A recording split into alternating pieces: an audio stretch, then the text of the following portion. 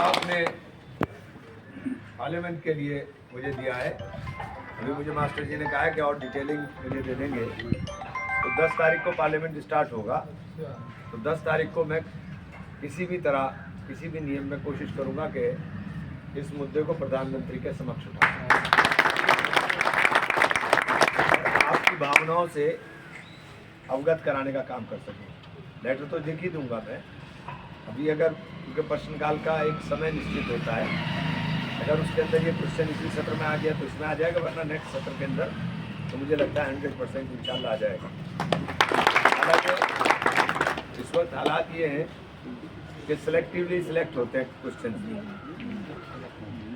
क्योंकि जिनका इम्पैक्ट पूरे मास के ऊपर पड़ता है, पूरे समाज के ऊपर पड़ता है, उनको कोशिश की जाती है कि कुछ लोग अवॉइड कर दें। तो ये बड़ा दुर्भाग्य है लोकतंत्र के अंदर, क्योंकि हम जिस तरह के ऊपर जा रहे हैं वो देश के लिए बेहतर नहीं। देश को, समाज को नफरत के नाम के ऊपर जिस तरह से देश के अंदर बांटा जा रहा है वो सबके लिए घातक है, क्योंकि समाज वोट करने का जो पैटर्न है वो धर्म हो रहा है, जबकि धर्म अच्छे कर्म के लिए होता है, लेकिन धर्म सत्ता के लिए इस्तेमाल हो रहा है, ये बहुत गलत है। धर्म तो व्यक्तिगत विषय है और सबको अपनी आस्थाओं का सम्मान अपना आप भी करना चाहिए और दूसरे की आस्था का सम्मान उससे ज़्यादा करना चाहिए। जब आप दूसरे की आस्था का सम्मान करते हैं तो निश्चित रूप से आपका जिसके प्रति आस्था है उसका सम्मान दूसरे के मन में बहुत ज़्यादा बढ़ता है, क्योंकि यही बुनियाद है। मेरा तो आपसे, क्योंकि आपने मुझे पार्लियामेंट में भेजा, ऐसे जगह भेजा जो बड़ा प्लेटफॉर्म है, आपकी आवाज़ निश्चित रूप से मजबूती के साथ उठेगी इस बात का। और अगर मेरा ये क्वेश्चन सिलेक्ट हो गया तो मैं आप में से 2-4 को इनवाइट भी कर लूँगा कि आ जाओ भाई पार्लियामेंट में, पार्लियामेंट भी ले। और मैं व्यक्तिगत रूप से हमारे जो मिनिस्टर हैं, मानव संसाधन मंत्री, मैं व्यक्तिगत रूप से ये पत्र उनको भी जाकर दूंगा। ये जो अपनी तरफ से लिखा पढ़ी करने का काम है उस तमाम मैं संपूर्ण करने का काम करूंगा, ये आपको आश्वासन देना चाहता हूँ। मैं पार्लियामेंट के अंदर हूँ तो आप ये समझिए कि आप पार्लियामेंट के अंदर जो आपकी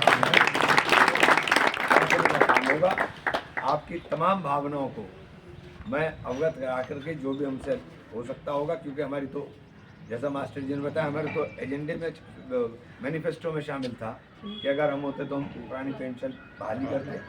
अभी ये तो झुंझुना आपने चला होगा, मैं झुंझुना कह रहा हूँ, झुंझुना पकड़ा रही है सरकार। अभी 12 लाख तक के इनकम टैक्स फ्री कर दिया है,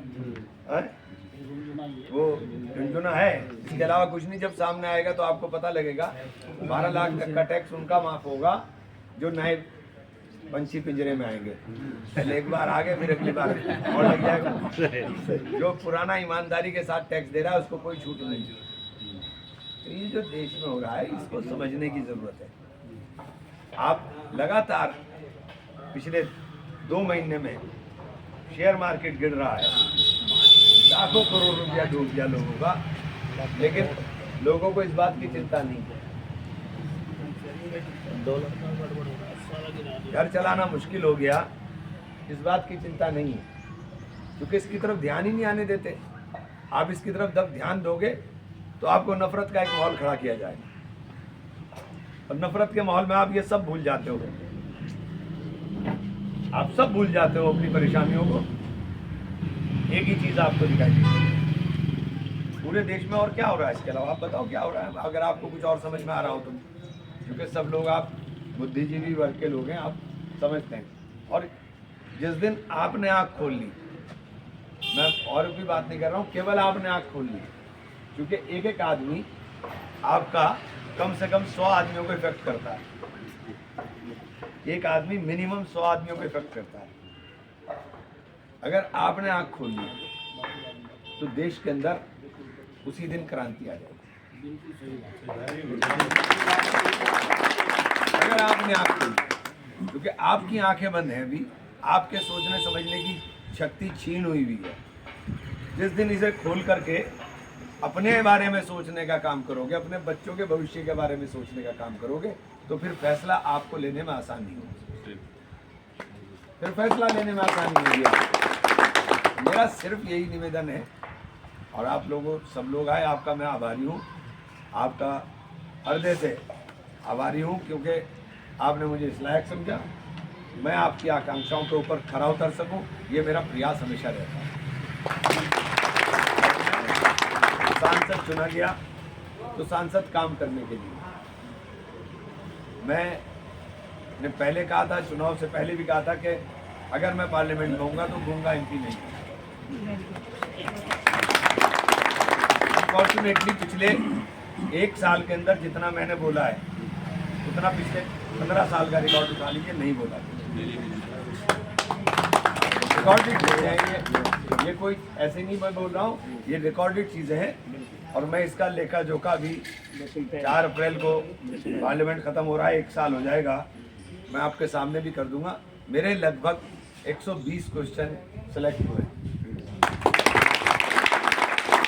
तो पार्लियामेंट की चलने वाली अवधि में एक भी दिन खाली नहीं गया। दिन 2 भी हैं, लेकिन कोई दिन खाली नहीं गया जिस दिन हमारा क्वेश्चन पार्लियामेंट के अंदर ना आया। ये रिकॉर्डेड है, आप जाइए पार्लियामेंट की वेबसाइट पे निकाल लीजिए, आपको पता चल जाएगा। ये वो हैं जो सेलेक्ट हुए हैं, लगाने वाली छोड़ दीजिए। लगे मेरे इतने हैं क्योंकि सिलेक्शन जो है वो गवर्नमेंट करती है।